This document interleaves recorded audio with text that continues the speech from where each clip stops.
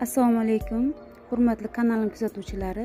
Bugun sizlarga yana bitta pirog tayyorlab ko'rsataman.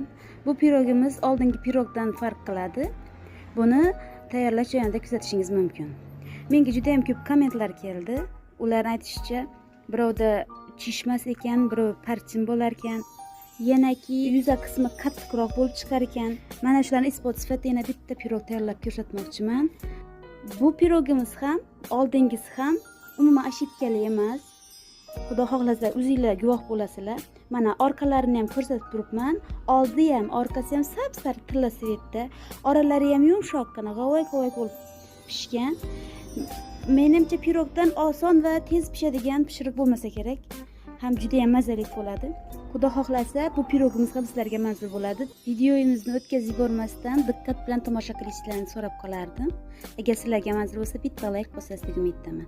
Demak, ishimizni bismillohni aytib boshlaymiz. Bitta chuqurroq idishga 300 gram shakar solib olib, ustiga 3 ta tuxum chaqib olamiz. Har doimgidek vinchikda ishlaymiz, mikser shart emas. Hamma uyda ham mikser topilavermaydi. Shuning uchun men ko'proq udobna bo'lishi uchun uyda bor narsalarni ishlashga harakat qilyapman. Mana shakarlarni eritib oldik, aralashtirib. Endi massamizga 110 ml o'simlik moyi solamiz. Mana o'simlik moyi quydim. Uni ham aralashtirdim. Bir xil massa bo'lishi kerak, yog'imiz aralashib ketishi kerak. Mana endi bu pirogimizga qatiq ishlatdim. 300 ml qatiqga 5 gram choyni soda soldim. Mana qatiqimiz ko'pirib chiqdi. Endi uni aralashmamizga solamiz va vinchik yordamida yana aralashtiramiz. Mana aralashtiryapman.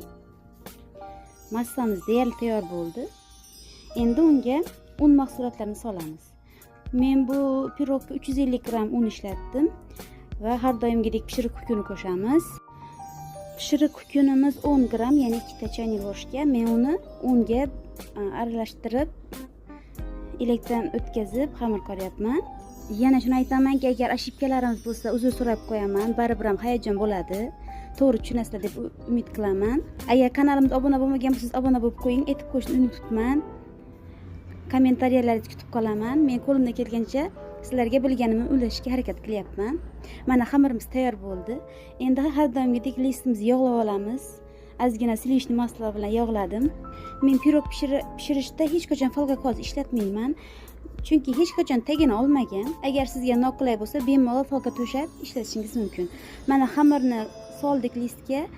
Yaxshilab hamma yog'iga bir tekisda yoyib oldik. Endi uni